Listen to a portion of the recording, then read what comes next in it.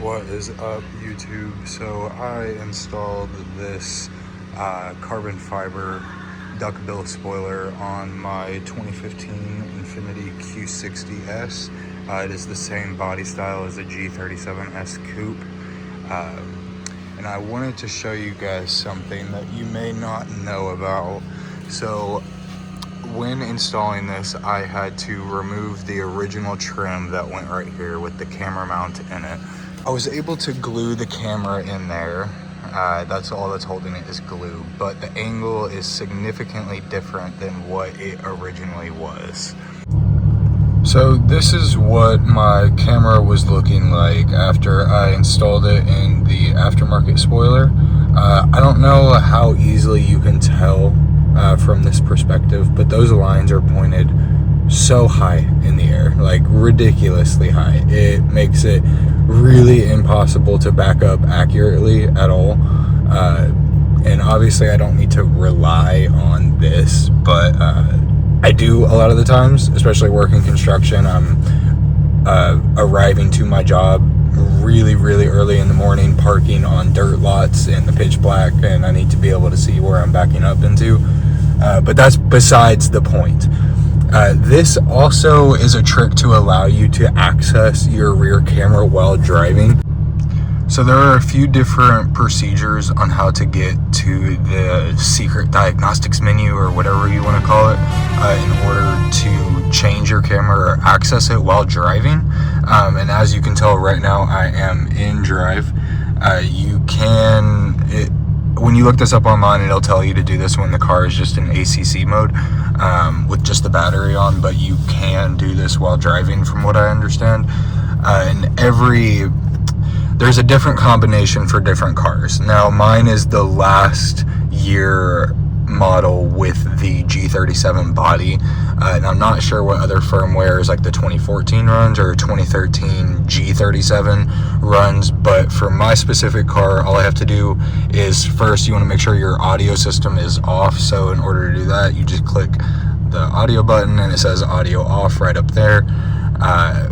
And then what you will want to do is press settings, and you want to hold the settings button, and while holding, you want to take your volume button and turn it back and forth like that. And now you are in this menu. Now you can run a self-diagnostics on your system. I'm not exactly sure what all that does. I've never done it.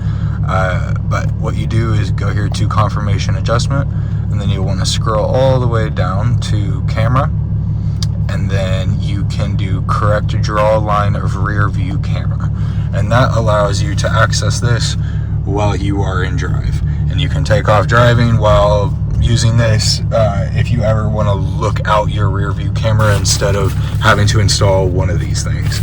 But obviously the UI is really bad. I'm not sure if there's any way to hide any of that, but in order to adjust it, well, first you want to do that. You want to correct the draw line of the camera, and you can turn it, and you can go, wait, actually that's the left and right. In order to go up and down, you want to hold this, which it's already all the way down. You can tell right now, moving it up and whatever. Okay. And now it's all the way down, as you can see right there, the -10 angle. Now, I thought I was, because I thought that was the lowest you could go and the angle was still way up in the sky, but there is still a way to bypass that. So you'll want to go back, and then you'll want to go to alter/confirm configuration. You want to scroll all the way down to rear up and down angle, and right now it says at 44, as you can see, is the angle. I'm not sure 44 what, but for me and my spoiler and the angle that the camera is installed in, the correct angle would be a 63, assuming degrees. And then you want to make sure to go up and press OK. Don't just press back, it'll reset it. Press OK, and then press back again. And then when you're at this screen, once you press back, it's gonna shut off. The car will stay on, the ACC mode will stay on, whatever. Right now, it's adjusting the settings and rebooting.